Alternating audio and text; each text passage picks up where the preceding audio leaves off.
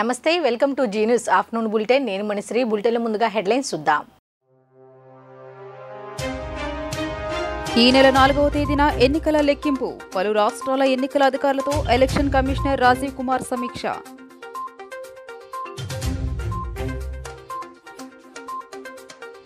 తెలుగుదేశం నేత మాజీ మంత్రి ఏర్నేని సీతాదేవి కన్నుమూత ముదినేపల్లి నుంచి తెలుగుదేశం ఎమ్మెల్యేగా 2 సార్లు గెలిచి ఎన్టీఆర్ కేబినెట్లో మంత్రిగా చేసిన సీతాదేవి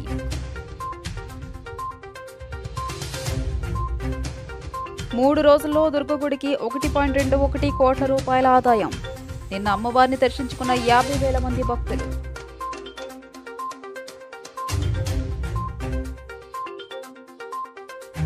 గన్నవరం నియోజకవర్గం కోడూరుపాడులో ఘోర రోడ్డు ప్రమాదం అదుపు తప్పి లారీని ఢీకొన్న కారు 4 మృతి 1 పరిస్థితి విషమం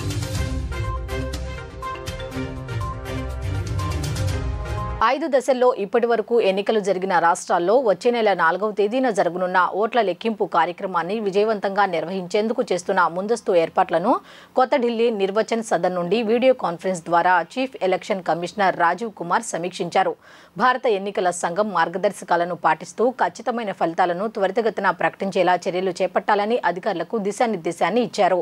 chief election commissioner Rajiv Kumar, కమిషనర్లు జ్ఞానేష్ కుమార్, డాక్టర్ సుఖ్బీర్ సింగ్ సంధు ఈ వీడియో కాన్ఫరెన్స్ లో పాల్గొన్నారు. 5 దశల్లో ఇప్పటి వరకు ఎన్నికలు జరిగిన ఆంధ్రప్రదేశ్, అరుణాచల్ ప్రదేశ్, ఒడిశా, సిక్కిం అసెంబ్లీలతో పాటు 543 పార్లమెంటరీ నియోజకవర్గాలకు చెందిన ఆర్ఓలు, డీఈఓ మరియు ఆయా రాష్ట్రాల చీఫ్ ఎలక్టోరల్ అధికారులు వారి ప్రాంతాల నుండి ఈ వీడియో కాన్ఫరెన్స్ లో పాల్గొన్నారు. ఆంధ్రప్రదేశ్ రాష్ట్ర ఎన్నికల సంఘం కార్యాలయం నుండి రాష్ట్ర ప్రధాన ఎన్నికల అధికారి ముఖేష్ కుమార్ మీనా, అదనపు సీఈఓలు పి కోటేశ్వరరావు, ఎంఎన్ హరీందర్ ప్రసాద్ ఈ వీడియో కాన్ఫరెన్స్ లో పాల్గొన్నారు. తెలుగుదేశం పార్టీ నాయకురాలు, మాజీ మంత్రి, విజయ డైరీ డైరెక్టర్ ఎర్నేని సీతాదేవి కన్నుమూశారు. సోమవారం ఉదయం గుండెపోటుతో హైదరాబాద్లో మృతి చెందారు. సీతాదేవి ముదినేపల్లి నుంచి తెలుగుదేశం ఎమ్మెల్యేగా 2 సార్లు ప్రాతినిధ్యం వహించారు. ఎన్టీఆర్ కేబినెట్లో మంత్రిగా పనిచేశారు. ఆమె పార్థివ దేహాన్ని ఈ రోజు సాయంత్రం స్వగ్రామం కైక్లూరు నియోజకవర్గం కలిదిండి మండలం కొండూరుకు తరలించనున్నారు. అక్కడే అంత్యక్రియలు జరగనున్నాయి. ఇంద్రకీలాద్రిపై అమ్మవారి ఆలయానికి గత 3 రోజుల్లో 1.21 కోట్ల ఆదాయం సమకూరింది. ఆదివారం సుమారు 50,000 మంది భక్తులు అమ్మవారిని దర్శించుకోగా 46.15 లక్షల మేర ఆదాయం లభించింది. అందులో 26.68 లక్షల మేర టికెట్లతో ఆదాయం లభించింది. వేసవి సెలవుల నేపథ్యంలో ఆది దంపతుల దర్శనానికి దుర్గగుడికి విచ్చేసే భక్తులు వీఐపీ 300 రూపాయలు, 100 రూపాయల టికెట్ల కొనుగోలు చేస్తున్నారు. వారం రోజులుగా రికార్డు స్థాయిలో భక్తులు అమ్మ దర్శనానికి తరలివచ్చారు. మరి ముఖ్యంగా గత 3 రోజుల్లో 1.21 కోట్ల రూపాయల ఆదాయం దేవస్థానానికి సమకూరింది. గత శుక్రవారం 42.50 లక్షల మేర ఆదాయం సమకూరగా టికెట్ల విక్రయంతోనే 24 లక్షల మేర ఆదాయం లభించింది. ఇక శనివారం వర్షం కారణంగా భక్తుల రద్దీ తగ్గిన ఆదాయం బాగానే లభించింది. శనివారం దేవస్థానానికి 32.43 లక్షల రూపాయల మేర ఆదాయం లభించగా అందులో టికెట్ల విక్రయం ద్వారానే 18 లక్షల మేర లభించింది. ఇక ఆదివారం సుమారు 50,000 మంది భక్తులు అమ్మవారిని దర్శించుకోగా 46.15 లక్షల మేర ఆదాయం లభించింది. అందులో 26.68 లక్షల రూపాయల మేర టికెట్లతో ఆదాయం లభించింది.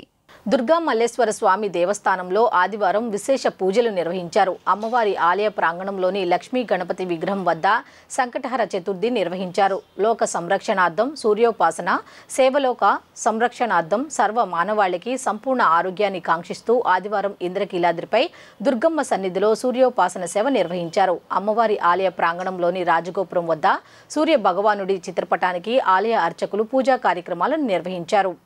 దుర్గా మల్లేశ్వర స్వామి దేవస్థానంలో ఆదివారం విశేష పూజలు నిర్వహించారు. అమ్మవారి ఆలయ ప్రాంగణంలోని లక్ష్మీ గణపతి విగ్రహం వద్ద సంకటహర చతుర్థి నిర్వహించారు. యాగశాలలో తొలుత ఆలయ అర్చకులు గణపతి స్వామికి పంచామృతాలతో విశేష అభిషేకాలు నిర్వహించారు. ఆలయ స్థానాచార్య శివప్రసాద్ శర్మ పర్యవేక్షణలో ఆలయ వైదిక కమిటీ సభ్యులు యజ్ఞనారాయణమూర్తి, ఉత్సవమూర్తికి ఆలయ అర్చకులు, వేద పండితులు పూజా కార్యక్రమాలు నిర్వహించగా ఆలయ ఈవో కెఎస్ రామారావు పాల్గొన్నారు. పూజా కార్యక్రమాల్లో పలువురు ఉభయదాతలు, భక్తులు పాల్గొన్నారు. అనంతరం ఉభయదాతలకు ప్రత్యేక క్యూలైన్ ద్వారా అమ్మవారి దర్శనానికి అనుమతించారు. లోక సంరక్షణార్థం సూర్యోపాసన సేవ లోక సంరక్షణార్థం సర్వమానవాళికి సంపూర్ణ ఆరోగ్యాన్ని కాంక్షిస్తూ ఆదివారం ఇంద్రకీలాద్రిపై దుర్గమ్మ సన్నిధిలో సూర్యోపాసన సేవ నిర్వహించారు. అమ్మవారి ఆలయ ప్రాంగణంలోని రాజగోపురం వద్ద సూర్య భగవానుడి చిత్రపటానికి ఆలయార్చకులు పూజా కార్యక్రమాలు నిర్వహించారు. అనంతరం సూర్య నమస్కారాలు, సూర్యోపాసన సేవ నిర్వహించగా పలువురు ఉభయదాతలు భక్తులు పూజా కార్యక్రమాల్లో పాల్గొన్నారు. సేవలో పాల్గొన్న ఉభయదాతలకు ప్రత్యేక క్యూలైన్ ద్వారా అమ్మవారి దర్శనానికి అనుమతించారు.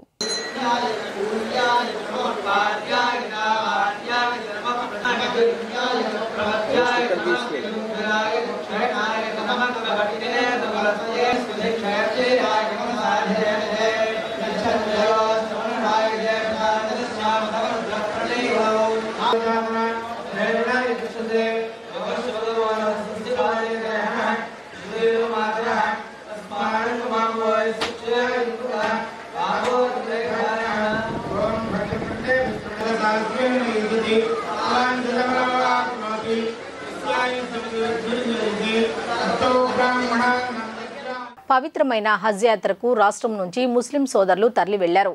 గన్నవరం విమానాశ్రయం నుంచి ఉదయం 8:45 బయలుదేరారు. మైనార్టీ సంక్షేమ శాఖ అధికారులు ఈ యాత్రకు జెండా ఊపి ప్రారంభించారు. 2024 పవిత్ర హజ్ యాత్రకు ముస్లిం సోదరులు సోమవారం ఉదయం 8:45 గన్నవరం అంతర్జాతీయ విమానాశ్రయం నుండి బయలుదేరి వెళ్లారు. ఈ యాత్రకు యాత్రికులను తీసుకుని బస్సులు తెల్లవారుజామున 3:30 గన్నవరం ఈద్గా మసీదు హజ్ క్యాంప్ నుండి అంతర్జాతీయ విమానాశ్రయానికి బయలుదేరి వెళ్లాయి. ఈ బస్సులకు రాష్ట్ర మైనారిటీ సంక్షేమ శాఖ ప్రభుత్వ కార్యదర్శి హర్షవర్ధన్ పచ్చజెండా ఊపి ప్రారంభించారు. హజ్ కమిటీ సీఈఓ అబ్దుల్ ఖాదర్ యాత్రలో తీసుకోవాల్సిన జాగ్రత్తలపై ముస్లిం సోదరులకు వివరించారు. కాగా రాష్ట్రంలో వివిధ జిల్లాల్లో నలుమూలల నుంచి 713 మంది ముస్లిం సోదరులు హజ్ యాత్రకు పేర్లు నమోదు చేసుకోగా మొదటి విడతగా ఈరోజు 323 మంది గన్నవరం అంతర్జాతీయ విమానాశ్రయం నుండి సౌదీ అరేబియా జెడ్డా విమానాశ్రయానికి బయలుదేరి వెళ్లారు. हमारी तमाम लफ्ज़िशों से दरगुजर का मुआमला फरमा। अल्लाह रहम का, करम का, फजल का, अफ़्व का, आफियत का मुआमला फरमा। अल्लाह तो हम सब से राजी हो जा। अल्लाह अपने रिजा वाले आमाल की तौफीक नसीब फरमा। अल्लाह अपना खौफ और खशियत नसीब फरमा। గుంటూరు జిల్లా మంగళగిరి రూరల్ పోలీస్ స్టేషన్లో మాచర్ల ఎమ్మెల్యే పిన్నెల్లి రామకృష్ణారెడ్డి సోదరుడు పిన్నెల్లి వెంకటరామిరెడ్డిపై వెల్దుర్తి మండలానికి చెందిన నోముల మాణిక్యరావు ఫిర్యాదు చేశారు. వెల్దుర్తి మండలం కండకుంట్ల గ్రామానికి చెందిన మాణిక్యరావు కుటుంబంపై పిన్నెల్లి వెంకటరామిరెడ్డి అతని అనుచరులు దాడి చేశారంటూ ఫిర్యాదులో పేర్కొన్నారు. పిన్నెల్లి రామకృష్ణారెడ్డి సొంత గ్రామంలో ఎన్నికల రోజు ఏజెంటుగా టీడీపీ తరపున నోముల మాణిక్యాలరావు ఉన్నందుకు అతనిపై దాడి చేశారని ఆయన వాపోయారు. ఈ ఎస్సీ ఎస్టీ అట్రాసిటీ కేసులు ఇలాంటి 307 కేసు కూడా వీళ్ళ మీద బుక్ చేయాల్సిన అవసరం ఉంది. ఎందుకంటే చంపబోయారు.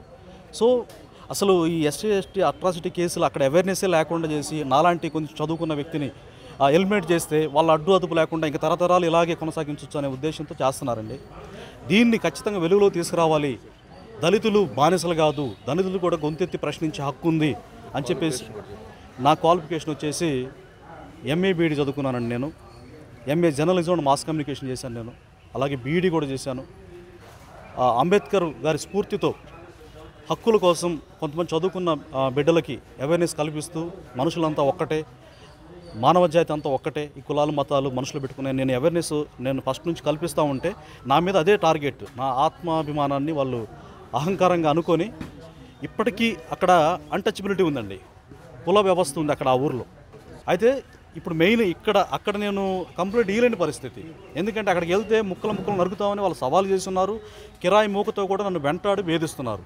సో మా పార్టీ అండతో, మా పార్టీ నాయకులతో వరలరామయ్య గారు కావచ్చు, జోలకంటి బ్రహ్మారెడ్డి గారు కావచ్చు, అలాగే మా ఎస్సీసీఎల్ రాష్ట్ర అధ్యక్షులు అఖిల్ గారు కావచ్చు, వీళ్ళందరూ కూడా నాకు అండగా తోడుగా సపోర్ట్గా ఉండి ఇక్కడ 0 ఎఫ్ఐఆర్ చేసేసి అక్కడికి పంపించి చట్టపరంగా చర్యలు తీసుకోవాలని ముందుకెళ్లే ప్రయత్నంలో భాగంగానే ఇక్కడ మంగళగిరి పోలీస్ స్టేషన్కి వచ్చి మేము కంప్లైంట్ చేస్తున్నాం. కుటుంబానికి రక్షణ కల్పించి వ్యవస్థలు, అధికారులు మానవతా దృక్పథంతో ఒక మనిషిగా నేను చేసిన నేరం ఏమీ లేదు, నన్ను కాపాడాలని కూడా నేను ఈ మీడియా ముఖంగా నేను వేడుకుంటున్నాను. గన్నవరం నియోజకవర్గం బాపులపాడు మండలం కోడూరుపాడు హెచ్పీ పెట్రోల్ బంక్ సమీపంలో ఘోర రోడ్డు ప్రమాదం చోటు చేసుకుంది. కారు అదుపు తప్పి లారీని ఢీకొట్టడంతో ఈ ప్రమాదం జరిగింది. ఈ ప్రమాదంలో 4 అక్కడికక్కడే మరణించగా మరో వ్యక్తి తీవ్ర గాయాలు అయ్యాయి.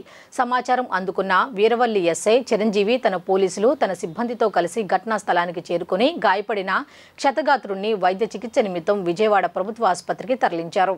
సుమారు 6:40 గంటల మధ్యంలో ఈ స్వామినాథన్ అనే వ్యక్తి తన ఫ్యామిలీతో కొవ్వూరు నుంచి చెన్నై వెళ్ళడానికి టాటా మాంజా కారులో ప్రయాణించడం జరుగుతుంది.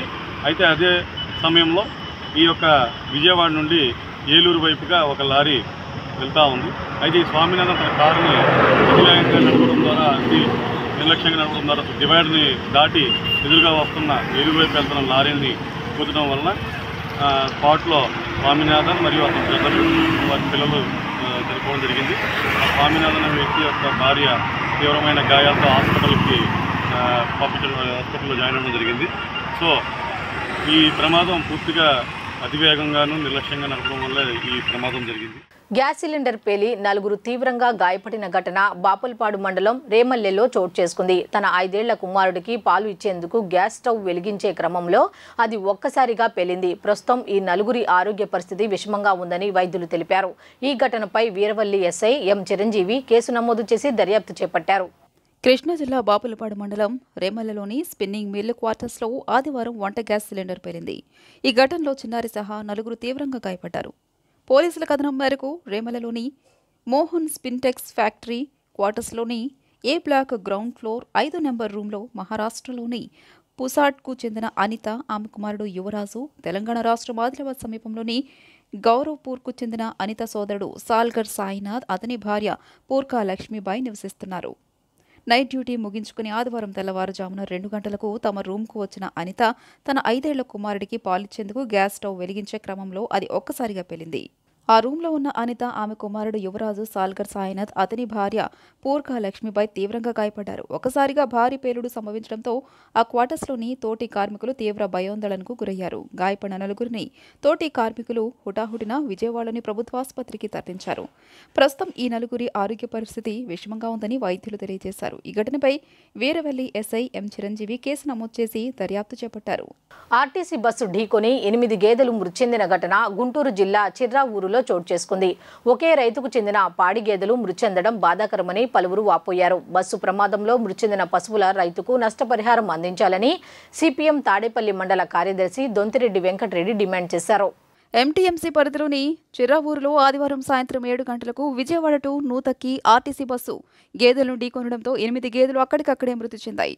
చిర్రావూరు గ్రామానికి చెందిన వీరశెట్టి బాజీ అనే రైతుకి చెందిన గేదెలు గ్రామం బయట మేతమేసి ఇంటికి తిరిగి వస్తున్న క్రమంలో గ్రామంలోని రైసు మిల్లు వద్దకు రాగానే నూతక్కి నుండి వస్తున్న ఆర్టీసీ బస్సు వేగంగా వస్తూ గేదెలను ఢీకొంది.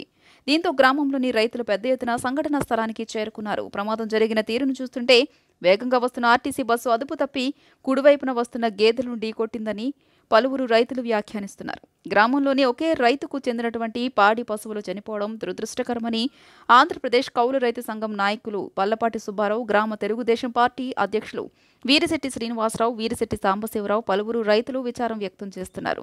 ఈ ప్రమాదానికి సంబంధించి తాడేపల్లి పోలీసులు దర్యాప్తు చేపట్టి పూర్తి వివరాలు తెలియాల్సి ఉంది. బస్సు ప్రమాదంలో గేదెలను నష్టపోయిన రైతుకు నష్టపరిహారం అందించాలి. దొంతిరెడ్డి వెంకటరెడ్డి సిపిఎం తాడేపల్లి మండల కార్యదర్శి మండల పరిధిలోని చిర్రావూరు గ్రామంలో ఆదివారం సాయంత్రం జరిగిన బస్సు ప్రమాదంలో మృతి చెందిన పశువుల రైతుకు నష్టపరిహారం అందించాలని సిపిఎం తాడేపల్లి మండల కార్యదర్శి దొంతిరెడ్డి వెంకటరెడ్డి ఆదివారం ప్రకటనలో ప్రభుత్వాన్ని కోరారు. పాడి పశువులు ఎక్కువగా ఉన్న చిర్రావూరు గ్రామంలో పాడిపై జీవించే వీరశెట్టి బాజీ అనే రైతుకు తీవ్ర నష్టం వాటిల్లిందని ఆయన తెలియజేశారు. ఒక్కో గేదెకు ₹1,00,000 చొప్పున నష్టపరిహారం అందించాలని ఆయన డిమాండ్ చేశారు.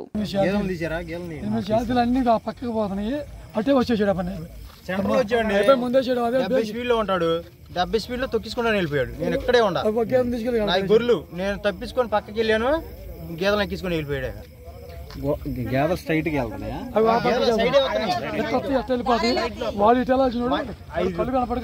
రోజు అట్టాకి వస్తాయి, సైడ్ నే వస్తాయి అలవాటే, రోజు సైడ్ నే వస్తాయి అలవాటుగా.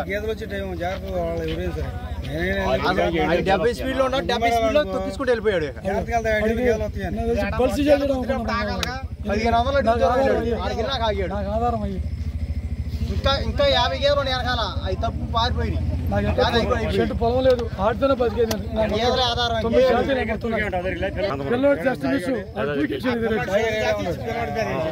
ఈ టైంలో 6 నుంచి 7:30 దాకా కూడా జాగ్రత్తగా వెళ్ళాలి. ఎవరైనా ఎవరు మేము వెళ్తాం జాగ్రత్తగా గుడిమాడ వెళ్ళాలంటే అసలు రోజు తిరుగుతాడు. మేము ఎప్పుడన్నా వెళ్తాం.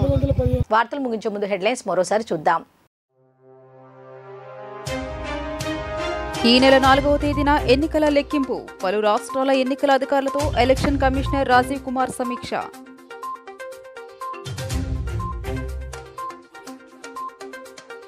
తెలుగుదేశం నేత మాజీ మంత్రి ఏర్నేని సీతాదేవి కన్నుమూత. ముదినేపల్లి నుంచి తెలుగుదేశం ఎమ్మెల్యేగా 2 సార్లు గెలిచి ఎన్టీఆర్ కేబినెట్లో మంత్రిగా చేసిన సీతాదేవి.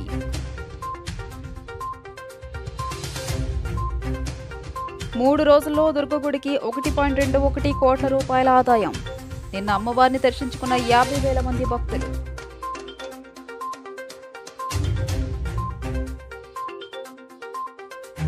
గన్నవరం నియోజకవర్గం కోడూరుపాడులో ఘోర రోడ్డు ప్రమాదం. అదుపు తప్పి లారీని ఢీకొన్న కారు, 4 మృతి, 1 పరిస్థితి విషమం.